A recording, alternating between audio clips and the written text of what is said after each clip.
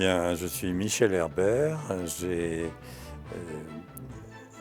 démarré avec enthousiasme des études d'architecte et que j'ai clos il y a quelques années, le parcours ayant été généreux pour moi, mais en même temps s'achevant bien un beau jour.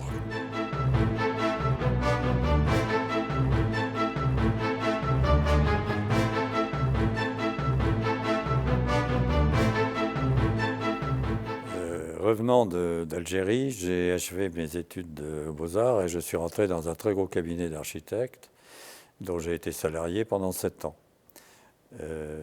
Et après quelques 2-3 ans à faire des études, j'ai demandé à mon patron, qui s'appelait Jean Phaéton, qui était un architecte de réputation et en même temps un homme merveilleux, je lui ai demandé de faire un premier chantier. Ce premier chantier, à ma grande surprise, a été Massey Ferguson qui se faisait une extension de 100 000 m². Et je l'ai entendu dire au patron de l'immobilier là-bas, eh bien écoutez, voilà l'architecte qui va s'en occuper. Et vous aviez quel âge à cette époque-là? À cette époque-là, j'avais 28 ans. Et eh bien, voilà, j'ai plongé dans le bain et je crois m'en être bien tiré. Et en même temps, j'agrémentais mes venues à Beauvais en rendant visite à quelques personnes et chez un petit entrepreneur que j'allais voir le soir, donc quand les bureaux étaient fermés. Et quand j'ai dit, mais vous ne savez pas s'il se fait des projets dans cette ville, c'est la femme de ménage qui poussait son balai dans un coin et qui s'est relevée en disant, je crois que le Crédit Agricole a quelque chose en vue. Donc me voilà parti. J'ai fait la connaissance du directeur de l'immobilier qui à l'époque avait son bureau près de la cathédrale, qui était un homme charmant et avec lequel, chaque fois que je venais, on allait prendre un pot et en parlant construction. Parce que tout homme d'immobilier a des problèmes avec les gouttes d'eau, avec la température, avec l'entreprise, comment la choisissez-vous, etc. De fil en aiguille, un an s'est passé. Et puis un beau jour, il m'a dit, écoutez, il faut que vous veniez voir mon directeur. Et j'ai rencontré un monsieur de caractère, qui était monsieur Berthe, et qui m'a accueilli d'une manière tonitruante, parce que c'était une grosse bête, un grand chasseur, qui m'a reçu fenêtre ouverte par -15 dehors, en chemise, et frappant très fort son bureau, m'a dit « Les architectes et les entrepreneurs sont tous des voleurs. Les dépassements de budget sont énormes, bon, etc. » Mais c'était pas méchant.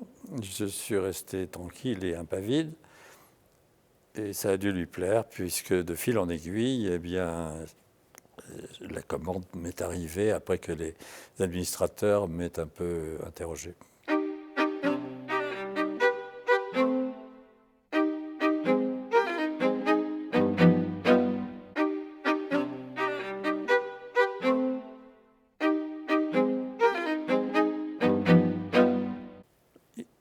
Ils avaient en tête le site. Donc c'est ici que ça devait se passer. Et il avait déjà le terrain, c'est ça que vous voulez me dire? Il avait déjà le terrain, apparemment. L'avait-il ou le guignait-il, je ne sais pas trop. Mais ça m'a été présenté comme devant s'implanter ici. Alors, après ça, le programme, ce qui s'appelle le programme, c'est-à-dire combien de personnes, pour faire quoi, comment, etc. Le programme, on l'a pratiquement élaboré ensemble. Vous aurez combien de personnes? Évidemment, il avait préparé son affaire et c'était un homme sérieux.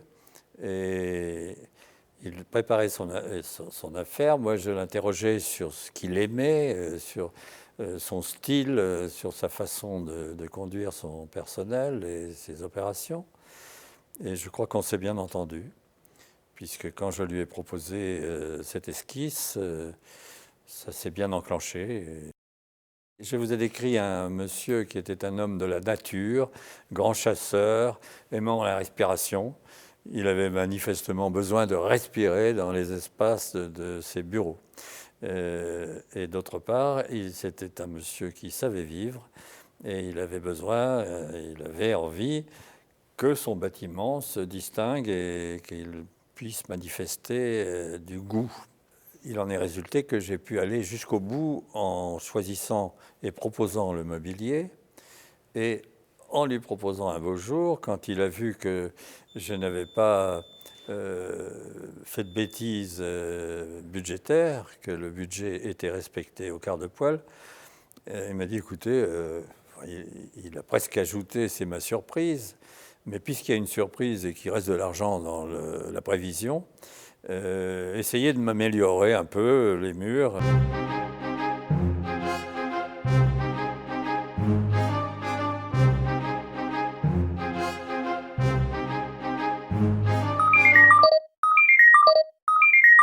Non, mais à l'époque, l'informatique, c'était vraiment quelque chose d'étonnant. C'était qu'est-ce que c'est que cette bête? Et puis, les informaticiens veillaient à être les papes de ce mystère. Donc, un beau jour, il est arrivé des gros colis, des grosses armoires, tout ça très volumineux, avec des exigences très impératives sur le conditionnement, sur le pas de poussière, attendez, passer par le sas et surtout appuyer sur les boutons du secret d'ouverture des portes avant de rentrer. Et puis les armoires étaient gigantesques, enfin, le début de l'informatique. Si on est de bonne volonté, ils en attendent d'abord une surprise, parce qu'ils ne savent pas du tout ce qui va se passer. Ensuite, quand il s'agit de nouveaux bureaux, ils sont un peu crispés, parce que, oh là là, mon Dieu, qu'est-ce qui va se passer? Comment ça va se passer? Et puis, ils sont timides, parce qu'ils n'osent pas s'exprimer, essentiellement pour une raison précise, c'est qu'ils n'y ont pas pensé à l'avance. Vous savez, l'imagination est une chose qui n'est pas distribuée de manière très équitable, et les gens sont soumis à leur travail, ils ressentent l'espace comme étant celui qu'on leur a imposé, et puis s'il se trouve qu'ils en sont contents, ça fait partie de la surprise.